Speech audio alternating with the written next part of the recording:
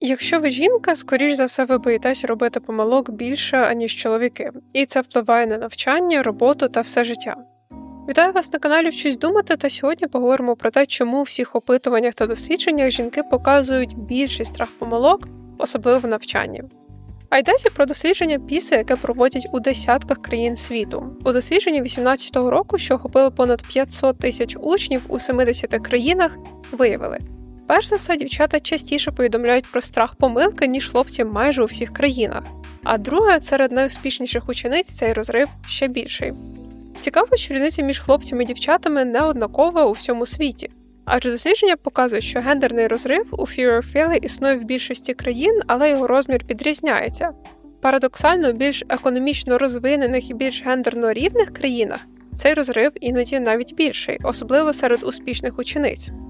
Ці результати пов'язані із середовищем, очікуванням і тим, як суспільство сприймає успіх і помилки. Тому давайте розберемо ці причини разом.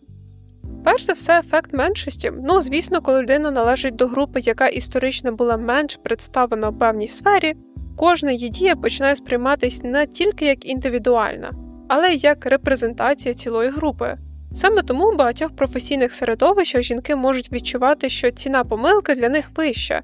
Не тому, що вони менш компетентні, а тому, що їх помилки частіше стають більш помітними і більш узагальненими. Уявімо ситуацію більш близьку до реального життя. На дорозі їде 10 людей, та одна з них жінка. Якщо хтось із більшості, тобто чоловіки, допускає помилку, це звичай сприймається як звичайна ситуація, конкретно людина помилилась, буває. Але коли помиляється представник меншості, існує ризик, що ця помилка несвідомо сприймається як підтвердження стереотипу про групу загалом. Просто зайдіть на будь-яке відео, де відбулася аварія на дорозі, і там 100% буде коментар від якогось гобліна про жінок. Але навіть якщо ніхто прямо цього не озвучує, сама можливість такого сприйняття створює додатковий психологічний тиск.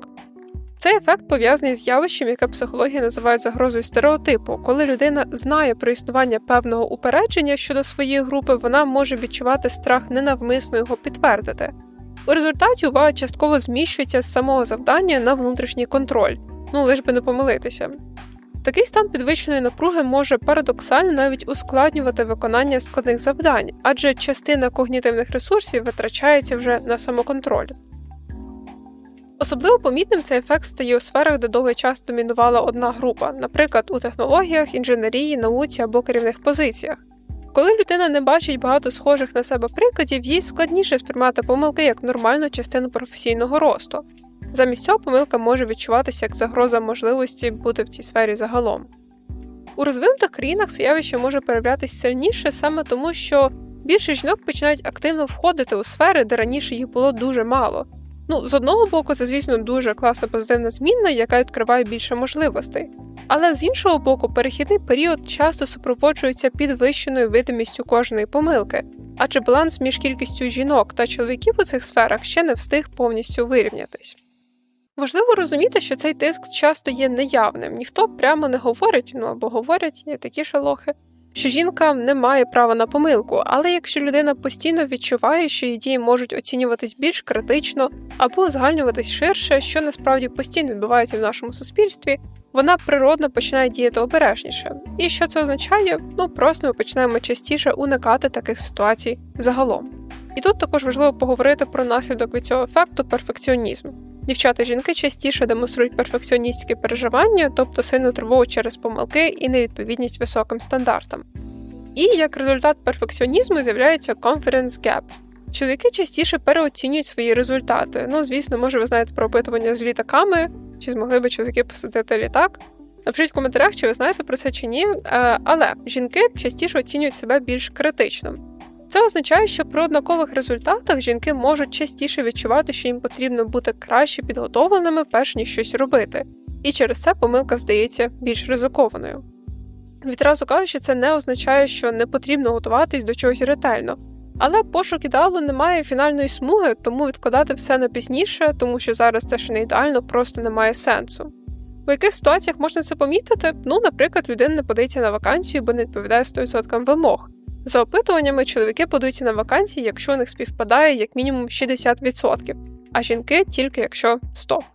І як це може впливати на освіту? Звісно, одна з важливих причин страху помилки – це освіта як шлях до незалежності. Для багатьох жінок освіта пов'язується не тільки з кар'єрою, а з можливістю жити самостійно, не залежати фінансово від інших, мати більше контролю над власним життям. Коли освіта сприймається як основа незалежності, академічні результати можуть відчуватися більш значущими, і, відповідно, помилки можуть сприйматися як більш ризиковані.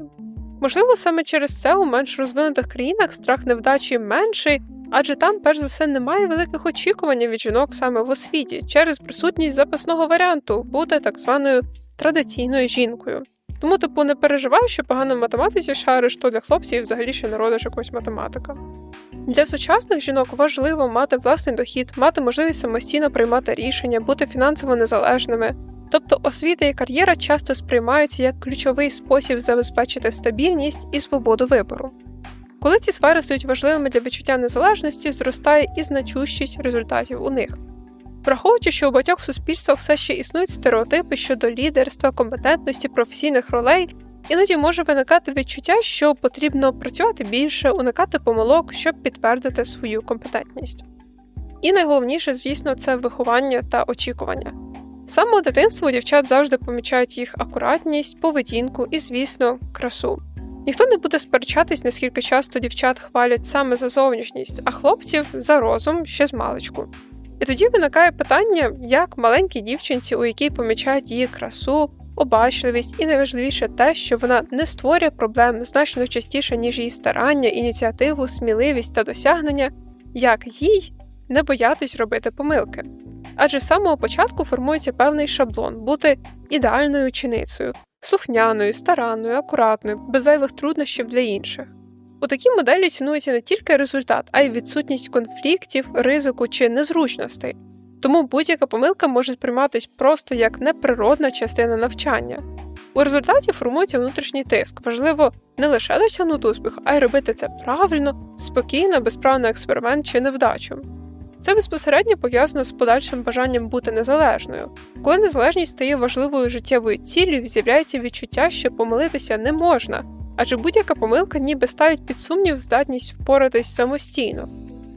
І тоді страх невдачі посилюється. Потрібно не просто рухатись вперед, а постійно відповідати очікуванням, своїм і чужим, щоб довести, що ти справді здатна на самостійне, стабільне та успішне життя. Тому, як жінка, яка боялась робити це відео, тому що думала, що воно не буде достатньо ідеальним, хочу сказати і нагадати усім жінкам, що ми спроможні та сильні. Ми спроможні робити помилки, але також досягати неймовірних цілей. Тому нехай це для вас буде нагадуванням, що єдине очікування, яке вас має цікавити, це очікування нових викликів. Але ж ніяк не очікування суспільства. Всім цьому і гарного вечора!